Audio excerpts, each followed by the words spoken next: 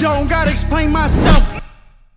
Welcome back, everyone, to another episode of DGXM podcast. Don't gotta explain myself with Rock and Dea. We're so happy to introduce our guest for this week's episode. His name is Zef Vataj, and you might know him from a couple of projects happening in your city, such as Be Mobile, when you pick up a scooter and you zoom across town, hopefully not hitting anyone. But you also may know him as a hidden philosopher, a writer, a motivational speaker, and a proud Harvard alum that carries the name of being an Albanian and an academic to a different extent.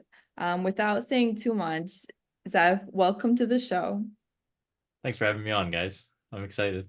We're so excited to understand a bit more about who you are, your background, your connection to Albania, and what you're doing right now, which I know you're involved in several different projects as an entrepreneur, an investor, a creative as well, but also someone who shows deep connection to his faith, his community, and his background. We had the opportunity to all meet during Palm Sunday in New York and have a great conversation. And Zef, with that, I think the first question that I'll bring up to you, and then Rock will have his own questions as well, is tell us a bit about who you are as an Albanian, and then we'll get into the other juicy business stuff. Where do you come from? All right. Well, my family originally was from Trieste, so we're Vataj, part of the many, century ago Bakai family. So we come from Trieste originally, and then my great-great-grandfather, great-great-grandfather moved to Kosovo before my grandfather came here to America. And my grandfather's been here for actually this year, 56 years. So he's been around for a while. And I'm a first generation. So I was the first one born here. And it's been pretty cool being able to kind of connect with the Albanian culture and everything here in the US, all the people that are living here, and still having that connection back home. I like hearing that because you're a first generation Albanian, which means that you were born here, your parents were not, but you speak Albanian very well.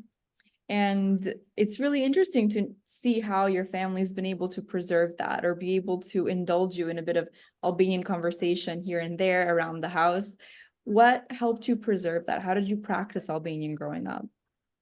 So I give props to that to my grandparents and my parents. I grew up, so until I was about 5, I didn't speak English at home. I learned English with my mom, so we were reading all the time in English, and I was reading probably before I was 2, according to her, in English, and writing all that stuff. So I was good to go in school, but they were worried that I wasn't going to know English, how to speak it, because we never did. And obviously, kids pick up quick, so the English wasn't ever a problem for me in school. Actually, later on, I feel like I lost some of the Albanian because I was speaking English a lot more all the time. But at home, we always spoke Albanian. And then becoming more involved with the Our Lady of Shkodra Church when I started college, it helped a lot because I met a whole lot of different people from many different backgrounds, not just Mysore, but from Kosovo, from all over Albania, and I got to understand the dialects a little bit more. It opened my eyes to a lot of different cultural nuances in the culture, our culture as well. And so I was able to practice that a lot more and really stay or get better, actually, because I've been much better at Albanian since being part of the community. Do you have any brothers or sisters? I do. I have 2 younger sisters. So who speaks Albanian the best? And only honest answers. It's definitely me. I use it the most. I speak it the most. They do less. They both do, but definitely less. They'll watch this and be like, he's wrong. I disagree. all the hate comments afterward is just gonna be that. Will be there. Rog. Now I know a little bit about you, Zef, but for the people that don't know, the entrepreneurial side of you, is that something that just started with you, or does that start with family?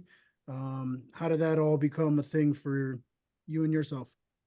Yeah, so I actually don't want to say that I was the first entrepreneur. This really started with my grandfather when he came here. So, he worked I want to say probably double shifts. He was doing 16-hour days for the better part of 8 years when he first moved here and just saved up everything and then started investing in the Bronx in real estate. So he was really the start of the whole entrepreneurial process. And so he got into that. And then over the years, my father also got involved. As he got older, he got involved in the family business. He took over and he really helped grow it a lot.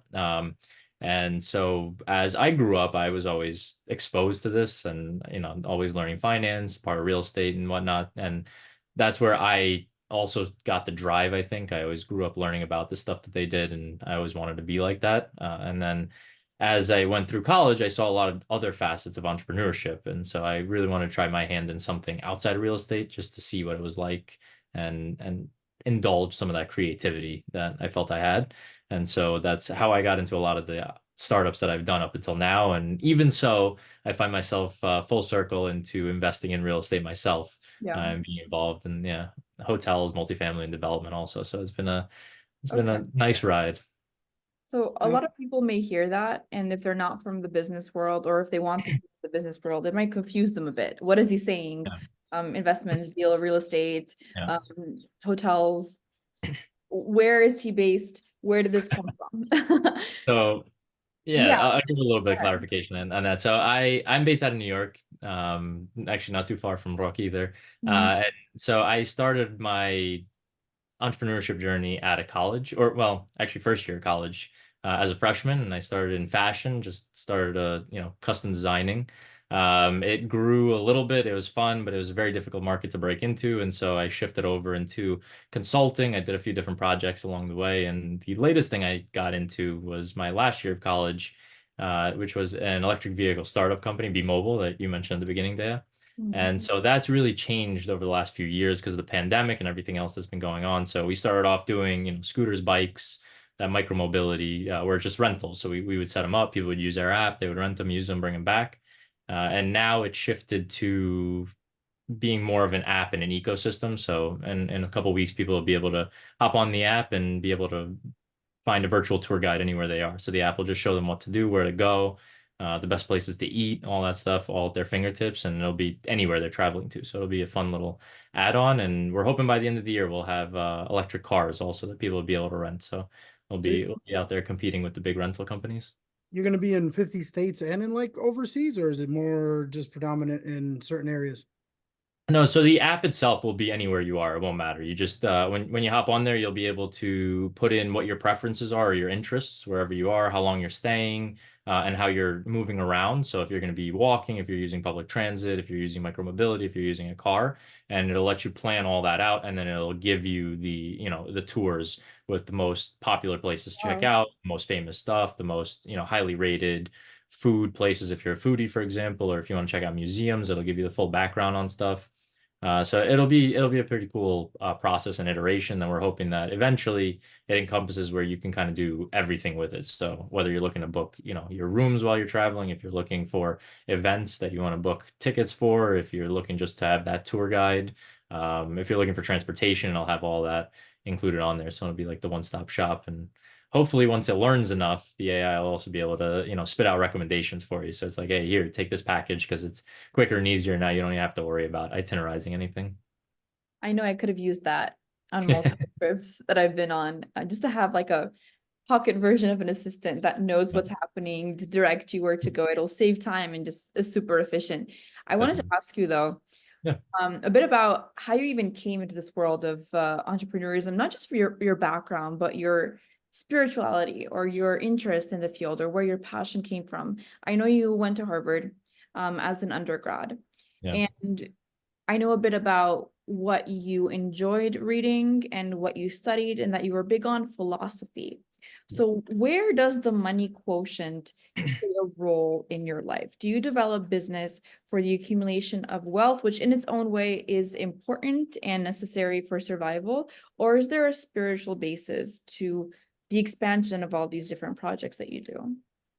I think there's a healthy balance to both. So for me, I'm not gonna say that there's no aspect of this where it's like, yeah, I do want an Aston Martin parked outside of a nice mansion somewhere in, Greenwich and just be chilling. Fair. That'd be pretty cool. But in reality, it's not really about that. Like that's kind of the fun stuff that you get to do afterward. For me, it was always, and I didn't realize this until years later, but I just really enjoyed the creative process of going through all of these different startups and building something from nothing, and more specifically about being able to provide something to the people that come to us for a solution. So whether it was like suits, for example, when I was designing in fashion, it was really about providing the best quality product that would really give people a level of confidence when they're wearing whatever we were selling, and giving them that quality so they knew that they always had something good. And I still have clients that, you know, I'm friends with at this point, who will, like, you know, text me pictures of like, hey, I'm wearing your suits when they're out. And yeah, I haven't been doing it in years. I might come back to it at some point, but I haven't done it in years. It's just that always, you know, puts a smile on my face because it makes me happy to know that there's some positive impact, as little as that was. And then that same thing with consulting was always a big thing. Like, how do I make the most impact for people to help them really learn the things that I couldn't know when I first started? And the same thing now with Be Mobile and all the other projects, is giving them that flawless experience, where they really feel like they're connecting with the world around them, and really getting to enjoy something they might not have otherwise. Where did the fashion come from? I liked suits. I was always a suit guy, and my biggest The problem was model. He models on the runway, guys. New York Fashion Week. no, I never modeled. I was just I was just designing. But no, I used to love suits, but it was always real difficult to find anything that fit properly. You always had to get it tailored, and then it ended up being super expensive. So for myself, I wanted to find something that I could get customized, that would actually fit me right. I got less than common proportions just because of being in the gym all the time. So it was hard to find stuff that fit properly, didn't seem baggy. And then from that, I started designing custom stuff and making it as affordable as possible through that. And that's really how it started. And then I that's how I got the nickname in college too, James Bond, because I was always in a suit, and I guess I have some of the comparison to Daniel Craig, and GQ was a fun nickname because I was always dressed in a Daniel suit. Craig and GQ. Yeah. Can you say that louder for the fans in the back? That's It great. should be something you stick with, because I know, like with Conor McGregor, I don't know if you know about his brother, but his brother used to design all his suits. And Oh, now cool. his brother has actually become like a world-renowned suit maker and is making Unbelievable. suits for all these famous people. So you never Yeah. know who you can touch, That's man. awesome.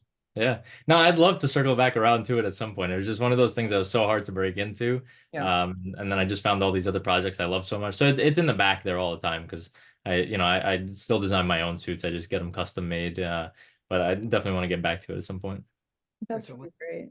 Mm. Fashion industry, Be Mobile. I just feel like you're a creative at the end of the day. You're That's someone really all it is. is just very inspired and wants to produce something that will benefit people in some way, shape, or form. But I feel like a lot of the time you're also experimenting with these ideas, which is very interesting because it shows a certain capacity to tolerate something uncertain and not knowing where it's going to end up or whether it's going to be successful. So Yeah. how do you deal with that? How do you deal with risk and a healthy balance of expectation versus risk in your projects? So I guess before I give my answer to that, I'm kind of curious, same thing for you guys. So when you guys started this podcast, for example, because a lot of people I know struggle with being, front and center in things. So just they worry about judgment, they worry about all these things. How did you guys cope with that, getting into this podcast, for example? Like, how did you guys think about, Maybe Rock, hey, we should be the ones to do this? Rock can go first on this one. How we should be the first. I just always figured, I'm like, there's nobody else doing it. And there's somebody that's as passionate as me that's like wanting to bring the Albanian culture and wanting to bring people together. I was like, the one way to do this is by doing it through podcasting. I already tried doing it through music, but it didn't feel as my niche through music. So I said, you know what? The best way to do it is get a podcast, get people going, get people coming up on here, showing who they are, what they're about. And I think it's like the bigger picture is getting everybody to kind of see that there is Albanians out here who are doing things in a very proper way, in a good way, and trying to stay educated, trying to do things in a, in a very formal, motivated way. So it was something that it was like an easy decision. Yeah. Let's do a podcast, and it's the best way to get people together. So that's kind of my reason behind it. I love it. So Yeah. just so much belief that it didn't matter. Yeah. It's like, Yeah. you just got to do it, like Nike. Yeah, just do it. Oh, that's so Shout nice. out for that sponsorship. Right. We need that. Where's your Nike, your Nike sponsorship? That's great. No, I agree with Rock on all those fronts. I think we happened to collaborate on this because we had the same idea. And when we met and we discussed what we wanted to do with the Albanian community in terms of increasing interaction, in terms of highlighting our stories, we both wanted to do a podcast. I thought, why not pull forces together and be able to do that in a stronger capacity? Because Rock is based in the tri-state area. I'm not. I'm based in other areas across not just, the East Coast, but maybe different areas of the world, depending on where I am or working. So I thought, let's just pull this energy together to be able to create something bigger. But in addition to that, I think for me, it was beyond the idea of what we're going to create for each other. If you just remove the physical aspect of who we are as people, I just saw us as spokespeople, intermediaries, a hermes, if you might say, of just spreading the message around. And we wanted to bring people onto the show that had a background that might inspire others, highlight the Albanian just immigrant community in general, and can be good examples of people moving forward from different aspects of life, whether it be music, entrepreneurialism, writing, art, medicine, etc., and inspiring those passions. I think another aspect of it for me comes from my own understanding of wealth and money as an entrepreneur myself. And I feel like I entered a different mental state of entrepreneurialism after I kind of removed the emotional attachment that I had to dollar, to money. And we all have that to a certain extent. We're taught that to have ice cream when we're kids, there's money that has to be paid for you to be able to buy it. And sometimes your parents say no, etc. So being able to shift my mentality from money as something that has an emotional attachment to money as just simply a ticket that gives you access to things and gives you an ability to influence or an ability to reach people and affect lives was something that gave me a shift that I needed, I think, in order to understand why I'm doing what I'm doing and activate purpose behind it. So it helped me become more creative and want to venture into projects like this that I didn't know the outcome of immediately, but I knew I had a passion for them, and the why was very important. So we'd figure out the how along the process as well. So yeah. Not many people can handle the spotlight either, of even taking positive or negative comments, or people will constantly, now they see you in the spotlight, so they're always going to have something good or bad to say. So it's some people can't handle that. So I feel like we are two people that can handle that, know how to handle it. And it's like, I'm for whatever this journey takes me on, I'm for it. I'm with it. So I'm ready to take the whole storm. Definitely. That's great. Being in that spotlight and having things go viral, but not just that, being able to speak on different channels, it's not what you think it is. The spotlight isn't always the nicest place to be. And you need to develop a certain kind of, not necessarily armor, because you want to maintain who you are and be as real as possible, but not allow things that truly have no truth or influence on you to get to your mentality. Good feedback is great, but we see so much on a daily basis, to the point where you just have to laugh and you can't take it seriously unless it's coming from a good place. And it's not always easy to spot that when you're online or on media. But how have you dealt with that, Zef? So stories become more public, I guess. Yeah, so it's interesting because I feel like with Albanians we have such big families that for us it's kind of like, at least for me, I already felt like I was in that spotlight a little bit. We just have such large extended families, and everybody was like, I'm also the oldest in my family, in my immediate family, so I was always kind of like, you're the first one, you got all the responsibility, everybody's looking to you. Yes. So I think, and Brooks is smiling over there too, so I think I'm baby brother. He's okay. He's seen it, so I don't know much about that. yeah. But you get like that level of pressure, I think. And so to me, that always, in the back of my mind, I always had that where it's like the pressure doesn't really matter to me anymore. And so I laugh because even when I got started in the entrepreneurship space, I was never really worried about failure. I was always like, I have to do this because I'll regret not doing it. And so I have to try it first. But really, I realized two things about myself from that is like, I got more comfortable with it the more I did it. So it was like a trial by fire.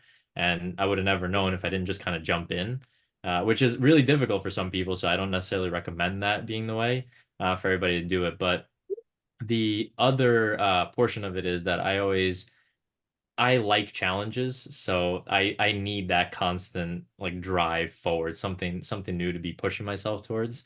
And so that also played a big part in my decision to do a lot of these things. And so I don't really think about that negative impact or worrying about the spotlight. It's more about like just focusing on the things that I know I need to be doing, So whatever that looks like. how do you judge friends and people then? If you're constantly engaging in, for example, trying to seal a deal or Yeah. buy something new or put out an idea, Yeah. and you have a whole group of people that are, or we call haters, and another group of people who are actually encouraging you and are being friendly and inspirational, how do you distinguish your true friends in between that? As you level up, does it become Yeah. harder to distinguish what people's intentions are, and how do you navigate that? So yes and no. I think it's a lot easier when you take money out of the equation. Mhm. So when you're not out there doing money favors for everybody, you realize the people that stick around. So I have a joke where it's like there are people that you could talk to, once, and that's the only interaction you're gonna ever have. You have people that you could be like around occasionally, or it's like you could be friends with them for a month and then it kind of just fizzles out and you're done. And then I always laugh is like the people that make it to be friends with me for longer than 6 months are the people that I keep for a lifetime typically, because there's like that whole pressure testing period and my life moves pretty fast that way, where there can be a lot of stress, there can be a lot going on. And so people that are actually genuinely interested in being friends, being business partners, being in contact, put in that kind of effort also. And so that's a lot of times how I look at it. And as far as the business aspect, I think it's more about getting to know people's values, and I guess for friends too, but for friends you have more of a personal interaction, and business is a little different.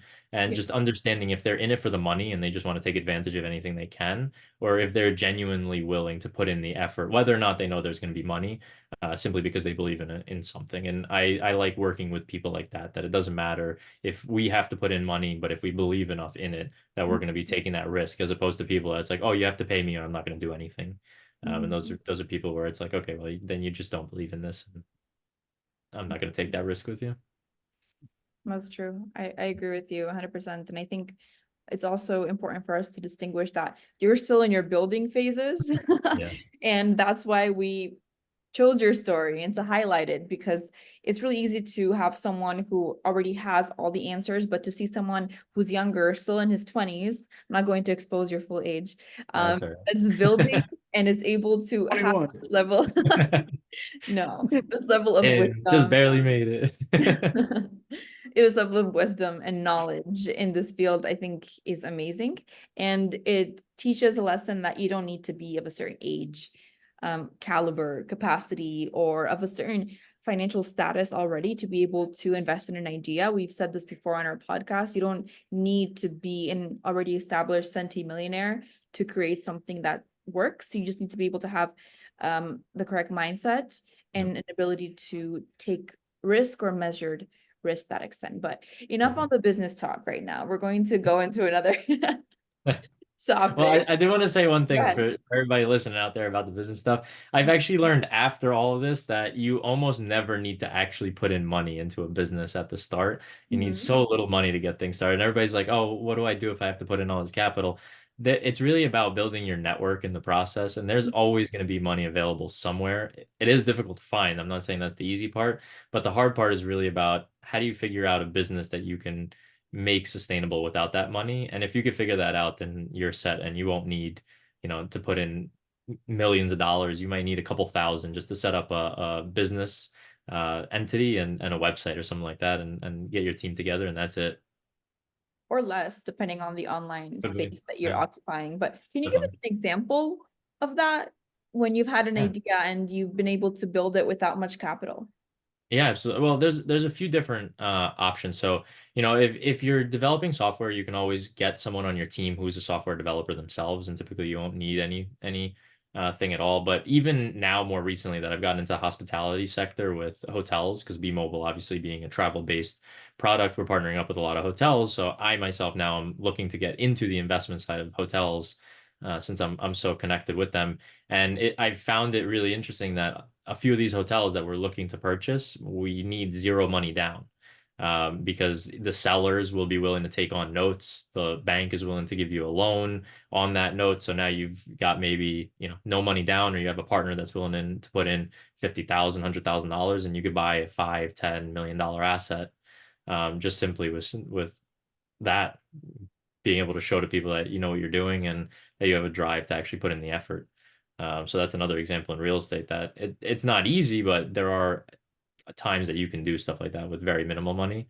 And then same thing, like drop shipping got popular for a while, but even if you do pre-ordered sales, so if you have a really good idea of something that solves a problem for someone, you create a business, you create that prototype, you show it off, and people will order pre-sales. Nobody expects you to deliver like Amazon does in 2 days. So as long as you have a manufacturer, for example, who's willing to make it, at demand, people go on there, they buy something, and you just simply ship it out. It takes 2 weeks. They manufacture it and send it out. But you don't have to put almost any money down, just that website and maybe some marketing, which could be pretty cheap. Right. Well, before we take a quick break, I Yeah. want to ask you, you've shared a lot about your good experiences in the Yeah, field, but we often learn a lot from our failures as well, or when things definitely. go wrong, or when Yeah. we may feel like our partnerships in business didn't mesh out the way we expected them to be. Sure. Can you give us a story where something went boom and how you dealt with it? Definitely. Yeah. I mean, B Mobile was probably the biggest one of those. That was a boom. And a bust multiple times. It wasn't just once. But again, that vision is what keeps us pushing forward. We had all this work done. We had prototyped so many different vehicles and tested it out. We were planning on doing an amazing project up here in the Northeast. I think we had done like RFPs for 13 or 14 different cities along the whole East Coast, and we were in a good position. And then we decided to switch from working with the public sector to the private sector, so hotels and multifamily residentials, because it was too complicated working with cities. So that was our first big bust. We couldn't compete with the big guys, the big companies out there. And so we shifted into a new market. And just as we had signed, 10 hotels, we were about to roll everything out. 2 weeks later, the pandemic hit, and we had to shut down all of our operations for the next 2 years. So it really took a turn that we were not expecting. And this was one of the projects where we had put a lot of money into it. There was a lot of investment that was associated in it.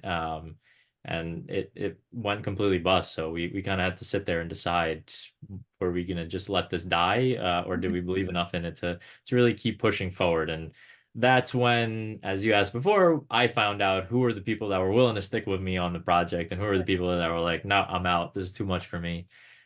So we had a couple partners that walked away, it's fine. But I also had a couple of my partners who decided to stick around. So they've helped grow this. They've really pushed it. And that's when we decided to shift away from, the hotel specifically, go into the multifamily, start working with alternative modes of transportation. And now, most recently, with the AI boom, just making an ecosystem on a platform. So now it won't matter what vehicle it is. It won't matter where you are, if you have access to us or not. Just as long as you have a phone and an internet connection, it solves all your problems wherever you're going. So we've discovered about ourselves, yeah, that we weren't willing to take it on. We were willing to take it on the chin, but we weren't willing to lie down. Lie down.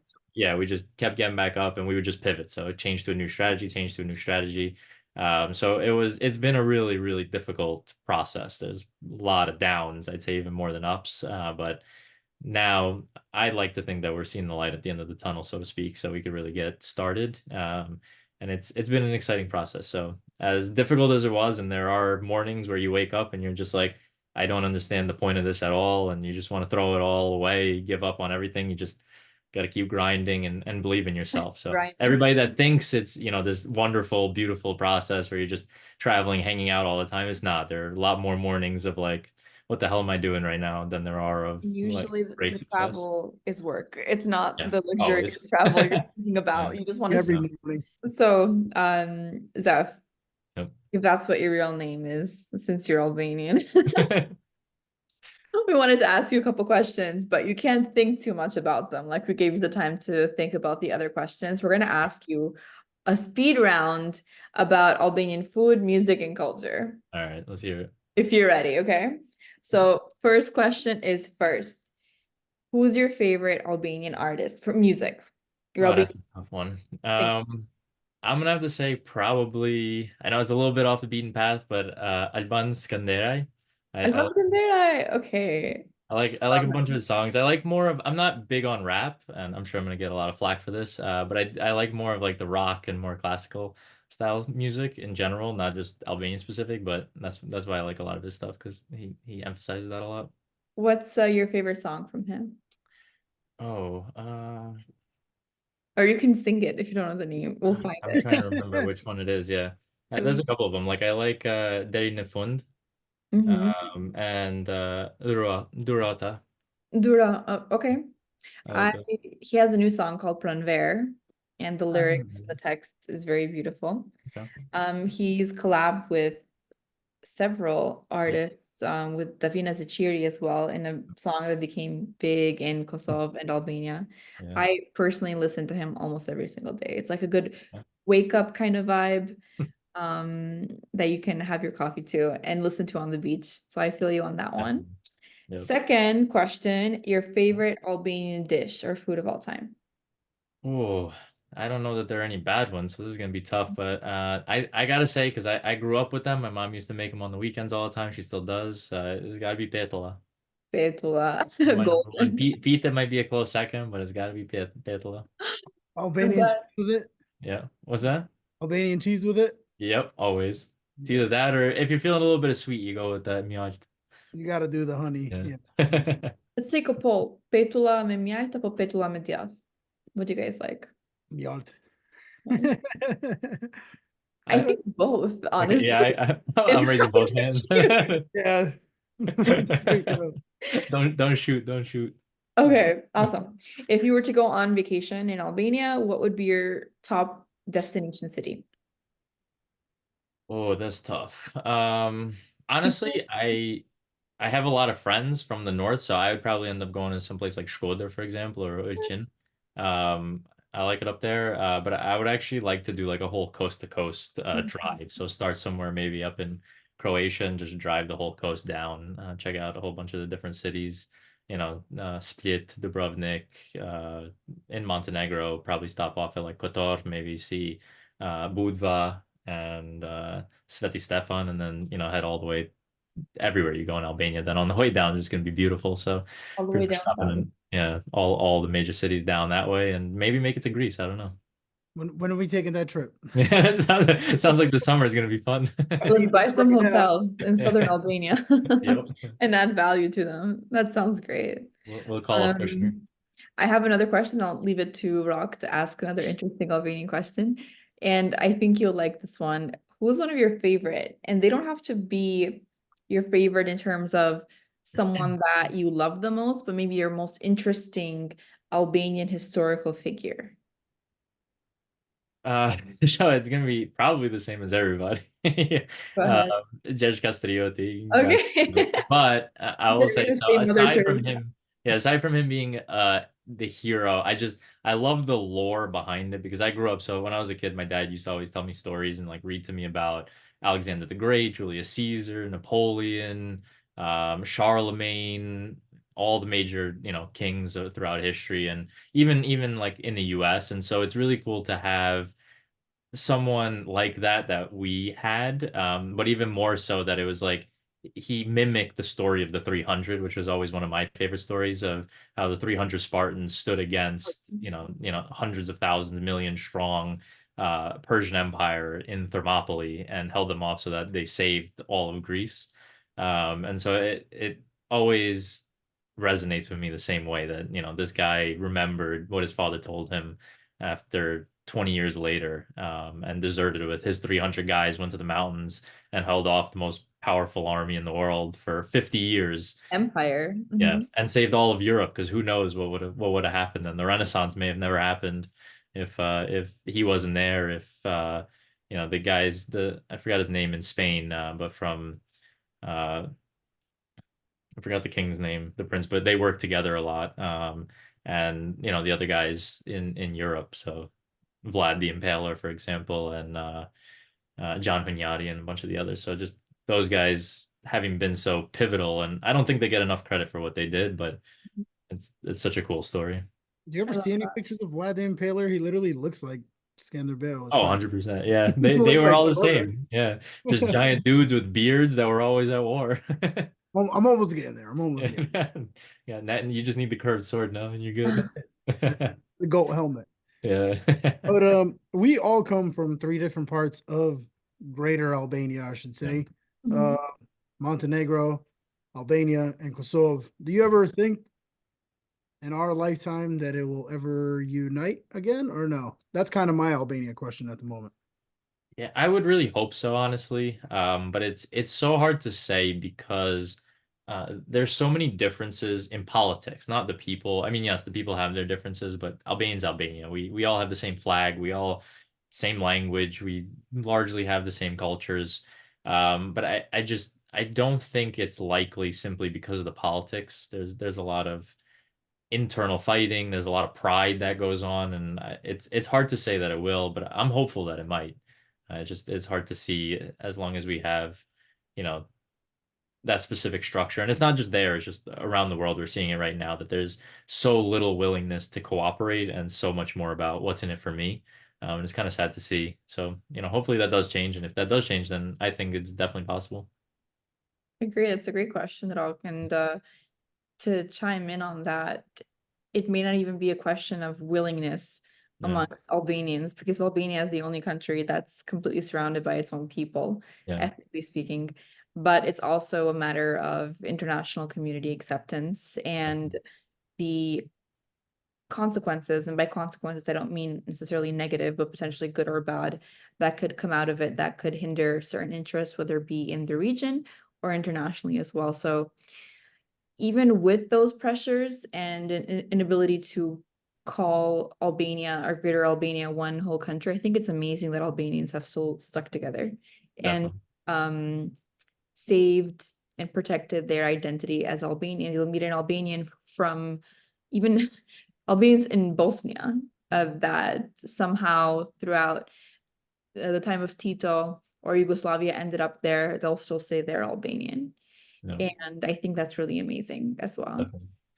Oh, it's actually funny. So I got a story for you guys. Last time I was out in Europe, this it was last September. I took a trip for a friend's wedding. He's from college that I knew him, but his wedding was in Portofino. So I drove down from Nice. It's about a 3 hour drive, and on the way back, I stopped at a whole bunch of cities just to check them out. And I was walking through a city in Italy called Sanremo, which is close to the border, yeah, of Italy and France. And I'm just walking down the street checking out the place, and as I'm passing by some of the shops, I hear some people talking. And so at first I'm like, oh wow, I'm starting to pick up some Italian or I'm starting to pick up a little French. But as I'm hearing a little more, I'm like, oh no, that's Albanian. And there was just like a group at a cafe that were just like sitting out chatting. And I was like, wow, man, they really are everywhere. We Yeah, really are that's everywhere. Everywhere. Italy. That's Italy for you, bro. Yeah. Italy, France, Germany, all these places are loaded.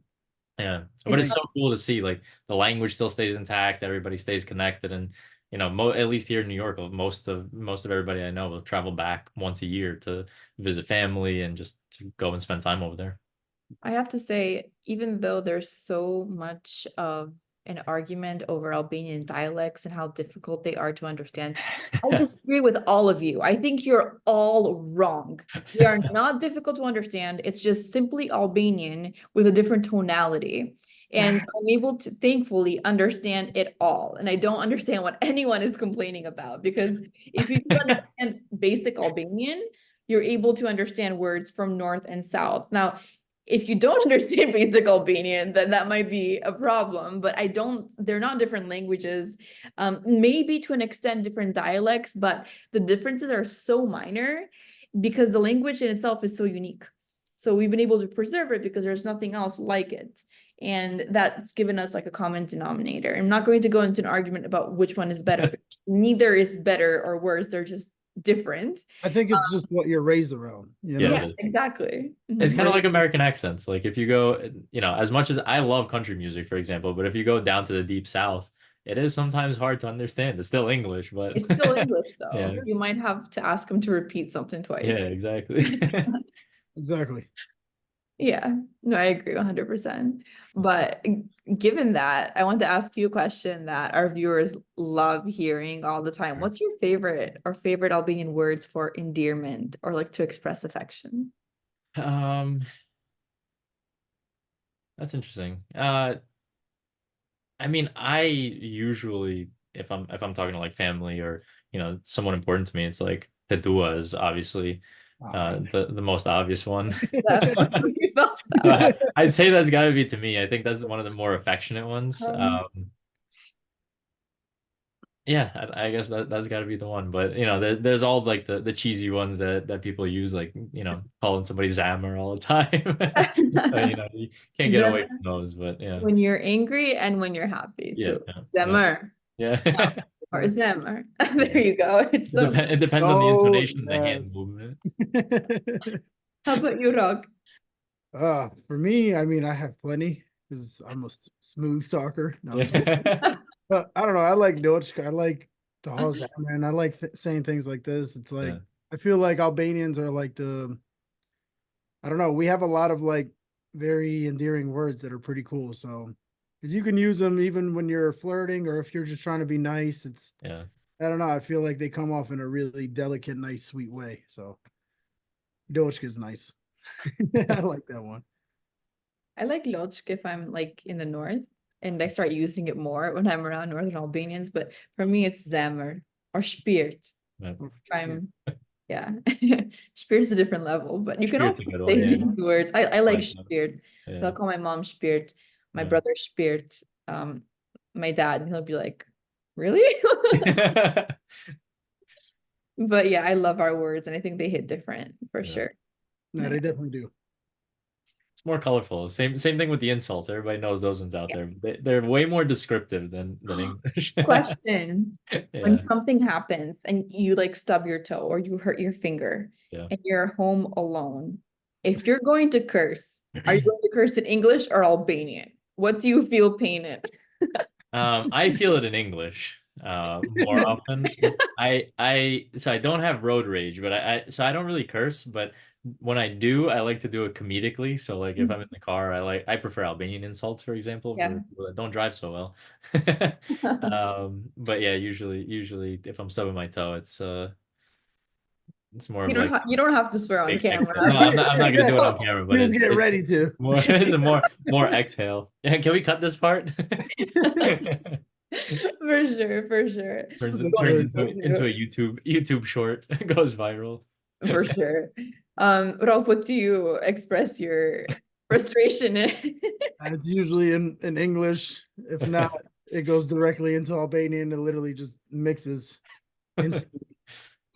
I feel like for me, instinctively, when it comes to those high emotions, especially if it's like pain, like I hurt myself, I'll say something in Albanian. Usually just say, "Oh, Zot." It's right. I don't think that's what either of us are thinking. No, I just get afraid, like if I curse in Albanian or yell in Albanian, I'm like, mom or dad's gonna hear me, and they're gonna be like, "What the hell is this guy thinking?" You catch the That's papuche their from own- from the other room. Across the Wait, room. let's explain the papucha. With this opened up a whole new can of worms. We're exposing ourselves. We all must have at least one papucha story. And we've seen those things fly like boomerangs. Oh yeah. Oh yeah. So, I never knew my mom was a baseball pitcher ever in my life until I seen her through a papucha. yeah. Oh my God. That's When good. did you see your first papucha being thrown? I actually never did. Okay. I've seen it online, but It doesn't I've have to actually be never by a thrown it. parent. It can have Yeah. also been an angry sibling. No, my sisters didn't really throw too much at me. He's like, they only hit me with a stick. They Yeah. only I want to make sure they could do it more than once. they only hit me with words where it hurt the most. Uh, Okay. Yeah, no papuche were thrown in my house, fortunately, but we also were pretty. I'd say we were pretty good kids, so we didn't get a whole lot of disciplining necessarily. Yeah, I think you also didn't grow up in Albania because That's for sure. someone in your neighborhood would have disciplined you, even if Yeah, it wasn't someone in your that's true. own. Yeah, yeah, we didn't. We grew up on the mean streets of Westchester. Yeah, the mean street of West. Which for those of you that don't know where Westchester is, it's a nice suburb outside of New York City. There wasn't anybody throwing anything at anyone. They were Outside of only Stanford, Yeah, outside of Stanford, the top 5 cities, safest cities in the United.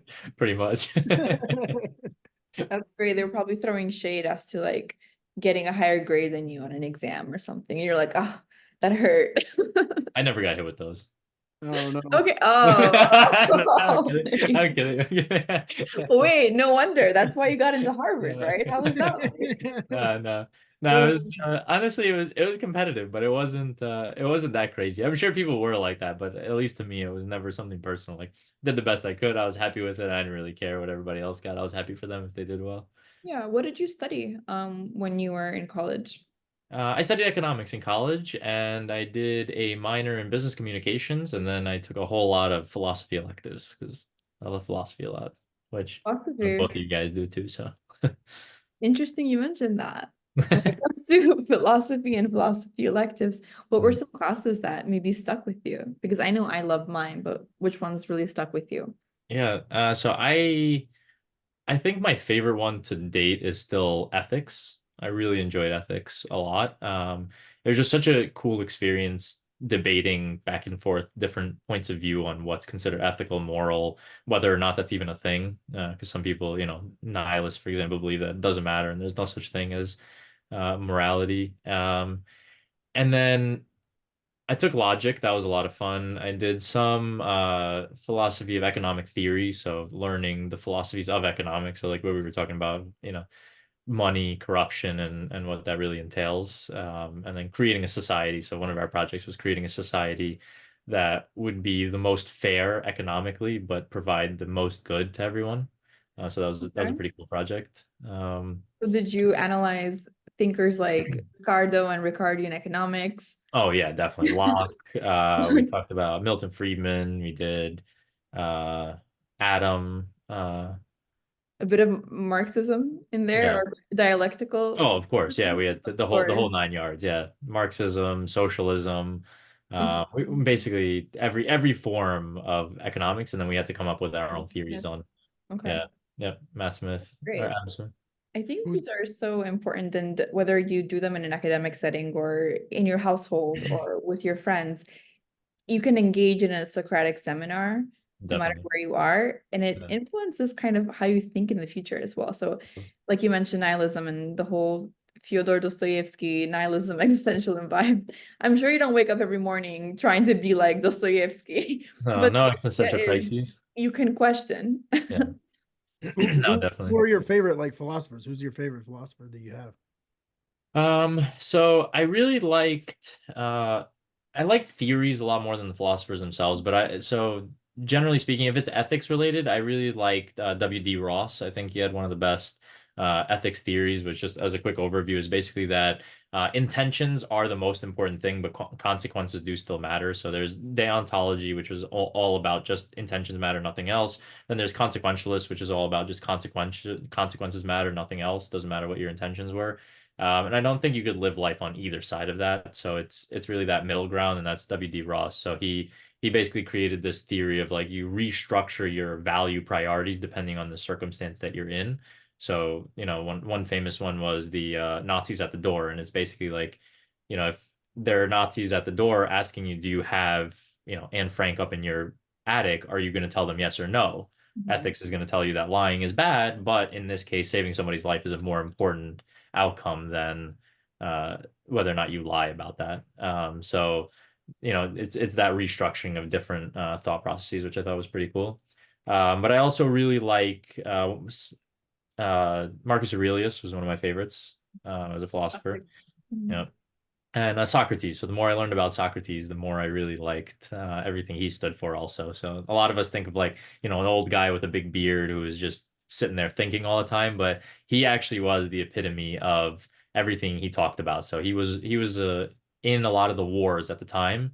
And he, even during those wars in Greece, he stood very firm on a lot of his beliefs, like no man left behind. He had a famous story of even going back and saving one of the soldiers. And his belief in masculinity, his belief in what the role of philosopher should be, a lot of his beliefs on the world. And he was one of those people that really lived the same things that he preached. And so I found that to be really interesting. And then obviously religiously, he's not really a philosopher, but he still is. So Jesus always got to go up there.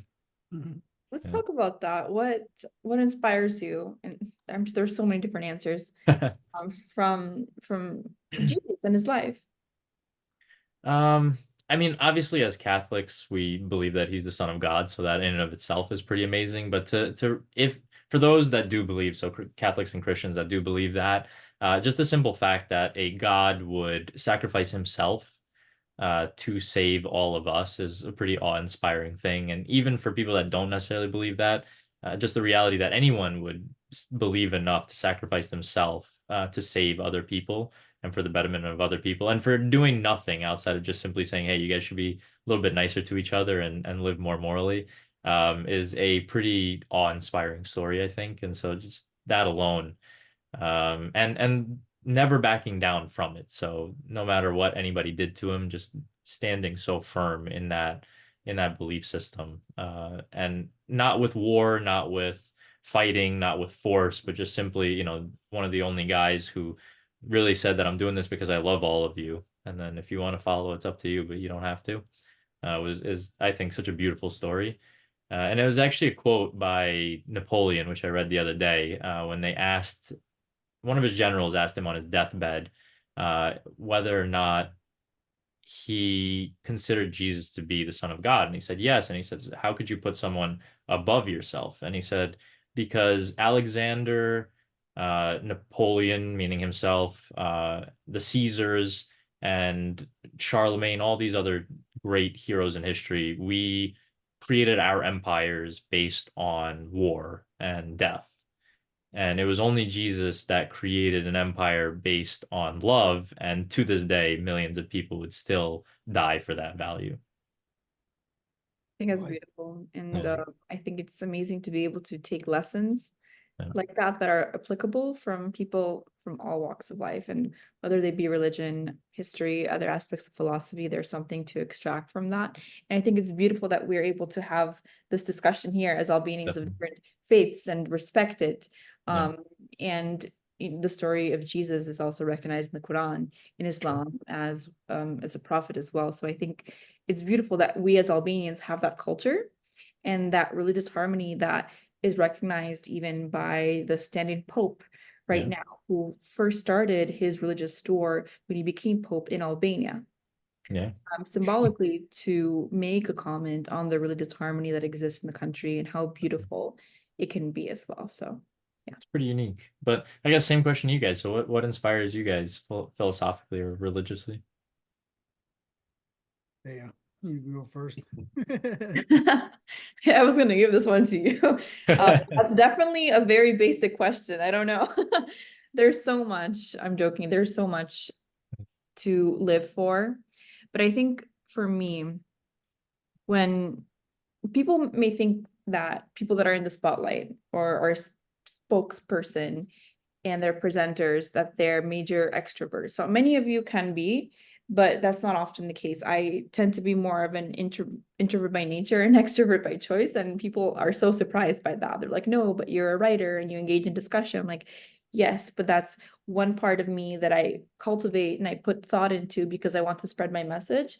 But most of my understanding of self, time, preservation of life comes from those deep introspective moments, and I need to recharge a lot. So for me, in these moments, I try to understand what is the purpose of this physicality and this dimension that we exist in the physical realm, and Definitely. kind of what will happen and what will be the meaning of it. I'm sure people meditate on this after we transition from this physical realm, and the ability of our soul to expand. And I've come to an understanding with myself that motivates me daily, which is that in the space and earth that we've been granted our time in, it's a space for our souls to expand. And it's not necessarily an easy place to necessarily be. People are dealt with different decks of cards. And I'm not just talking about wealth or status. People may be born in wealth or status, but there's a whole array of other things that are challenging in life. And some people are not born into wealth or status, and they have other cards that they're dealt with that they have to work through. And it's about understanding these are the cards, however dark they might be, or how even bright they might be. And I'm going to evolve my soul regardless. I'm going to do that work that is maybe triggering to me to get to where I need to be at a higher level of understanding of self, space, time, and life around me. And having that understanding that we are supposed to be challenged makes me less afraid of the challenges themselves. When at one point in time I'd become more anxious of the challenge in front of me, or I'd think, how am I going to overcome this? Now it's more a matter of, this is here because it's supposed to be, and it's here because I'm supposed to evolve my soul before I transition into the next realm of whatever that might be. And it inspires me to think these ideas that I have, there's not going to be a monetary value to them after, we pass on to another life. There's only going to be the impact that they had while I was on Earth, and for the generations to come after me. On this planet, and now with Elon Musk maybe on different planets as well. So why not do it?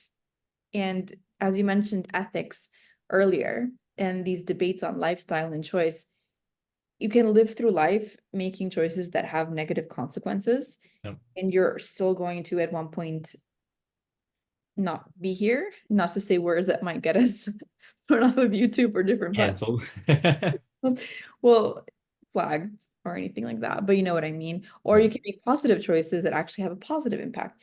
You decide, but your soul is impacted differently through those choices, and the souls of other people are impacted differently. So I do think that everything you decide to do and everything that is created through you will impact people in ways that you don't even know, or that you can't even measure. Something you say from the top of your head when you're at a restaurant can be listened to by someone who's going to go back home and think about it. Definitely. That's really interesting to me. So yeah, and how about you? For me, it's like life gives you the energy that you give out to it. So if you're giving life a positive reinforcement every single day, and if it's waking up in the morning talking to God, asking God, hey, guide me, do this for me, you start noticing that these things start happening. So that's kind of how I live my life on a daily basis, is asking God for positive affirmation, guide me through this, guide me through whatever I want to do, because I know if you're speaking and doing positive things on a daily basis, this will all be returned to you. Maybe not today, maybe not tomorrow, maybe 6 months down the line, maybe 5 years down the line. But as long as you live your life in a positive way, you do it in a way where you're not robbing or scamming anybody, or, killing someone off. It's really the way to live life. And I feel like that's what I've always done my whole life. And that's why these good things now are coming in my life, is with the people I'm meeting, with the things I'm doing. It's definitely a way to live. Give life the good energy that you want in return, pretty much. Yeah, it was beautiful. Yeah. Be a philosopher. Yeah. But you got the beard. He's already halfway to there we go. I told you, I'm almost there. War fighter, philosopher, we're almost getting there. Which actually, that's what I wanted to ask Zef. Zef, I know you're so involved in your entrepreneurial projects, which are amazing and they impact people in many different ways. But if you weren't an entrepreneur and money was no object, you didn't need it to exist, what would you be doing? What else speaks to your soul? Well, I got into writing over the pandemic, so I think I would definitely be a writer as much as I am now, if not more. But I think I'd also do a lot in the philanthropy space. I've always had a lot of different ideas on things that could help people around the world, and so I'm hoping one day I'll be able to realize some of those. They do need capital, obviously, and the time and attention to them. So once this entrepreneurial lifetime ends for me, then I'll find myself in the philanthropic space, which is entrepreneurship, I guess, in and of itself. Mhm. But that would definitely be something. And alternatively, which I'm kind of involved in now on the entrepreneur side, is medicine. So I've always had a dream to be able to help people with medical facets, and being an entrepreneur has given me that opportunity also in different ways. So being involved in that and just seeing it leave a positive impact on people has been really nice. So it's a new part of the journey, but it is, that would definitely be something I'd like to be doing outside also of this general entrepreneurship. What would you tell somebody that wants to get started with entrepreneurship today and they want to get started with a business or something that they really love? What would you tell Yeah. that person or that kid to do, or to know what to watch out for in the beginning, or what's to come, for any future entrepreneur that's listening or watching? Yeah, definitely. So I would say, number one, always create a plan. So don't dive into something just because you had a whim one day. You need to sit there and be, first of all, if you're not willing to sit there and write a 20-page business plan, for example, like 10 Mhm. pages, 15, whatever it is, I've done dozens of them. If you don't have the drive to do that, then chances are that's your answer, that you're not going to be willing to stick out an entire business. So I say always start there. And if you can write all of that down and articulate it in that way, then you really know what you're talking about. You know how to present it to people, but even mentally, you know, step by step where you're going to be going. And so that's always step one. And then step two is just going for it. So don't overthink it. You've now written that business plan. Chances are none of that is going to work out the way you wrote it. And that's pretty much what happened every time. So I'm not saying it's a waste of time. It's still a blueprint, but just realize that things don't go the way that you ever planned them to go. And so just go for it. You'll never know if you don't give it a shot. And if it works, it works. If it doesn't, just move on to the next thing. Now, have you learned more from success or from failure? Oh, 100% from failure. I don't know that I've learned anything from success, but every time I've failed at something, I've learned a lot that I haven't repeated, fortunately. But I'm sure there'll come a day maybe I forget some of it and repeat a little bit. Write a book. You Yeah. said that's right. Yeah, well, there's one coming out later this year. Really? So What is yeah. it called? Or It's what is called, it yeah, called? it's The Perfect Entrepreneur. It's an ironic joke on the fact that there's Like no joke, such I was thing as about to say, does one perfection. exist? No, that's the whole point, is that there's no such thing, but it's basically a step by step on how to write a business plan, how to, so it's broken up into different parts, but it'll be about, the personal characteristics that you need to build for yourself, and then how to develop this business plan, prototypes, all that stuff. And then at the end too, just discussing what kind of legacy you want to leave and who you want to be in that whole journey.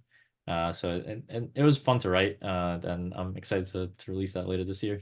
Yeah, that's why I asked that question, because I was like, I want people to know that Yeah. there is many failures, many more failures than there is Yeah. successes in being an entrepreneur. So Definitely. people, it's okay to fail. It Yeah. happens. It happens to everybody. Well, So I think it was Einstein that says that if you're not failing, you're not trying anything new. So exactly. yeah, I'd Helps with rather fail. mental plasticity too. Like if you're not engaging in new activity, you're actually aging.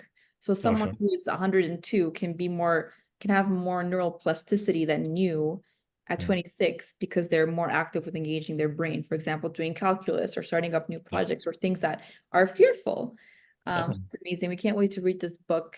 Thank you, Zef, so much for your time today. Again, everyone, Zef, be mobile. Thanks for having me, guys. Entrepreneur in many different landscapes as well, a writer, and someone that you should probably get to know in the Albanian community and beyond. Thank you, Zef, for your time. Definitely. Thanks, guys. It's always a pleasure seeing you guys.